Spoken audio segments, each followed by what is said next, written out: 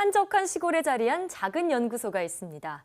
이곳에는 새들이 언제든 찾아와 쉴 수 있도록 모이통과 연못이 마련되어 있고요. 천연기념물인 수리부엉이도 종종 만날 수 있다고 하는데요. 네, 오늘 탐구인에서는 꾸룩새 연구소에서 야생조류를 연구하고 있는 정다미 소장을 모시고 이야기 나눠보겠습니다. 안녕하세요. 안녕하세요. 네, 안녕하세요. 20대 젊은 나이에 꾸룩새 연구소라는 걸 운영하고 계시다고 들었습니다. 네, 맞아요. 그런데 저희가 꾸룩새는 처음 들어보거든요. 그쵸. 네, 어떤 새인가요? 실제로 꾸룩새는 존재하지 않고요. 제가 좋아하는 뭐 수리부엉이나 올빼미 같은 새들을 꾸룩새로 별명을 붙여서 꾸룩새 아하. 연구소 이렇게 이름을 붙이고 있어요. 네. 저희 연구소는 개소한 지는 한 2012년도에 개소를 했고요. 그리고 제가 주로 좋아했던 새들에 관한 뭐 전시물이나 그런 관찰 기록장들을 모아놓고 전시하고 있는 그런 곳이고요. 네. 현재는 약 100여 명 정도의 초중고 학생들 포함해서 나이대 상관없이 다양한 환경단체와 개인 팀 그리고 저와 같은 꿈을 꾸는 친구들이 찾아오고 계시고요. 예. 현재는 환경부 인증 수리부엉이 관련 체험 프로그램을 진행 중에 있습니다. 그렇군요. 그러니까 2012년도에 설립을 했으니까 5년 정도 운영하셨고 네. 한 달에 100명 정도 되는 학생들이 네. 온다고 들었는데 네. 이 위치가 어딘가요? 위치는 파주고요. 예. 여기서 한 30분 정도? 되게 가깝네요. 가까워요. 그러네요. 네. 한번 놀러 오세요. 그래야겠어요. 그런데 그 20대에 이렇게 네. 연구소를 설립하는 게 쉽지 않았을 것 같은데 도움 주신 분들이 계시다고요? 네, 바로 저희 부모님이신데요. 아. 부모님은 제가 보고 싶은 새가 있으면 전국 방방곳곳으로 저를 다 데려다 주셨어요. 네. 그리고 필요한 장비가 있을 때도 다 구입을 해주셨고요. 최근에는 아빠께서 저희 연구소 강의실에 있는 뭐 의자나 테이블을 직접 만들어 주셨고요. 그리고 곤충 호텔 같은 것도 실제로 만들어 주셨어요. 목수신가요, 아버지께서? 거의 목수세요. 손재주가 좋으신가 네, 봐요. 되게 잘 만들어 주시고 예. 그리고 어머니 같은 경우는 이제 제가 어떤 일을 하든지 간에 늘 저를 응원을 해주셨는데 네. 제가 열심히 꿈을 쫓는 이유도 저를 열심히 지지해주는 가족들 덕분이고요. 그리고 최근 일주일 전에는 책이 한 권 발간되었는데요. 네.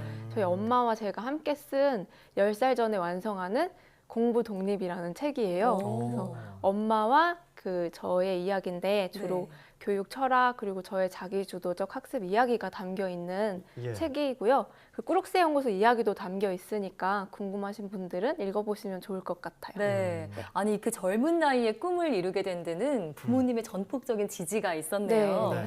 네, 그러면 처음에 이 꾸룩새랑 사랑에 빠지게 된 계기도 궁금한데요.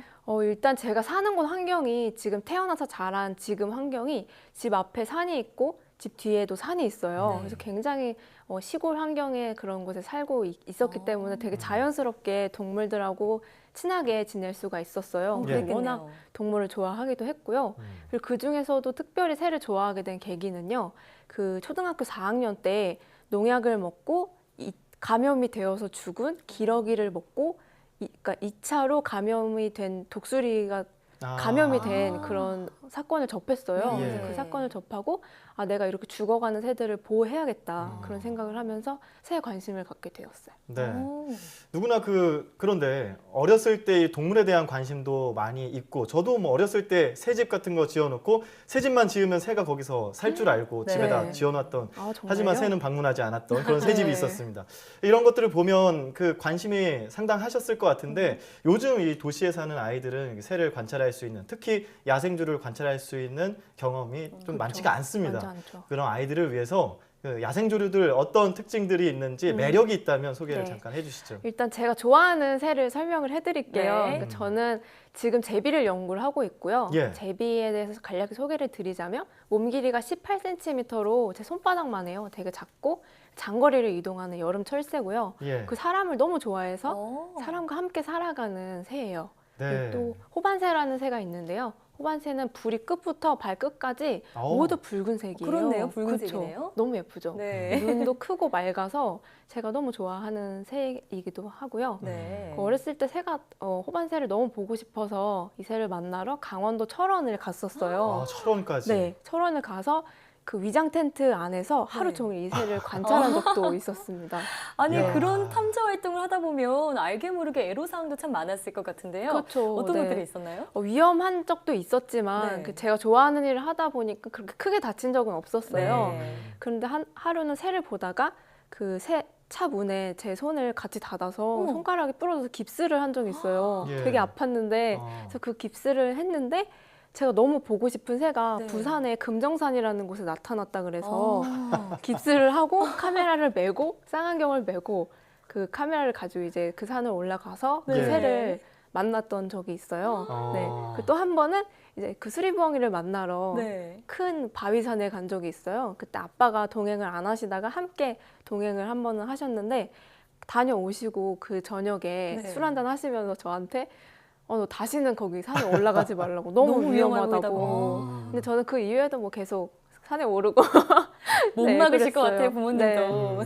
그렇게 네. 위험하진 않아요. 아, 이 네. 새에 대한 사랑이 좀 이 얘기 들어보니까 도가 지나치다라는 생각까지도 드는데 그 네. 정도로 그 애착이 있기 때문에 지금 꾸룩스 네. 연구소를 운영까지 하고 계시고 네. 근데 좀 전에 꾸룩스 연구소 소개를 해주실 때 네. 수리부엉이가 이곳에 찾는다라는 네, 네, 네. 이야기를 했습니다. 네. 실제로 그 연구소 주변에 수리부엉이가 살고 있나요? 네, 실제 저희 연구소 바로 뒷산에 수리부엉이가 살고 있고요. 네. 제 방 창문을 열면 거기서 창문에서도 부엉이가 계속 부하는 소리를 들을 수가 있어요. 네. 천연기념물이잖아요. 네, 되게 네. 귀한 새거든요. 예. 그럼 혹시 수리부엉이가 어떤 걸 먹는지 아시나요? 수리부엉이요? 네. 네. 사람을 먹을 것 같지는 않고요. 네. 네. 혹시 이슬만 먹고 사나요? 아, 그렇지 않고요. 예. 수리부엉이는 진정하시고요. 쥐나 새 이런 걸 아. 되게 아. 좋아해요. 뭐 네네. 토끼도 먹고 음. 그 먹이를 먹어요. 그 새는 이빨이 없기 때문에 통째로 네. 삼키거든요. 그렇죠. 근데 삼키고 이제 소화가 안 되는 뼈나 털은 위에서 덩어리로 뭉쳤다가 다시 부리 밖으로 토해내요. 아. 그래서 그걸 이제 펠릿이라고 하는데요. 아, 지금 펠릿이요. 나오는 네. 저게 되게 펠릿이군요. 특이하게 생겼죠. 아하. 네. 저 펠릿을 보면 이제 수리부엉이가 서식하는 곳의 생태계가 그대로 담겨 있는데요. 예. 예를 들면 물닭이라는 새가 펠릿에서 확인이 되면 수리부엉이가 살고 있는 곳 주변에 물닭이 살 수 있는 뭐 아. 저수지나 뭐 그런 민물과 같은 환경이 예. 있다는 것을 알 그렇죠. 수가 있어요. 그래서 음. 펠릿은 굉장히 중요한 단서가 되는 음. 그런 거예요. 예. 네. 그리고 지금 새 얘기를 하시면서 눈이 막 꿈 많은 소녀처럼 반짝반짝 정말요? 하시는 걸 느낄 수가 있었는데요. 감사합니다. 네, 그 꿈 많은 소녀가 이제는 이렇게 커서 어엿한 연구자가 되셨습니다. 네. 좀 요즘은 어떤 연구에 좀 집중하고 계신가요? 요즘은 아까 제가 좋아하는 새 중에 하나로 꼽았던 게 제비잖아요. 네. 그래서 제비에 대해서 연구를 하고 있어요. 아. 제가 고등학교 때 제비 다리에 가락지를 단 적이 있는데 네. 그 제비가 6년 동안 같은 집에 돌아오는 것을 확인을 했어요. 신기하네요. 네, 그래서 제가 그걸 너무 감동을 받고 제비를 연구를 하고 있고요. 예. 그 중에서도 이제 사람과 제비가 되게 친하다고 말씀을 드렸는데 제비가 사람과 어떻게 친하게 살아가고 있고 그리고 올해는 서울시에서 제비 연구를 했어요. 그래서 예.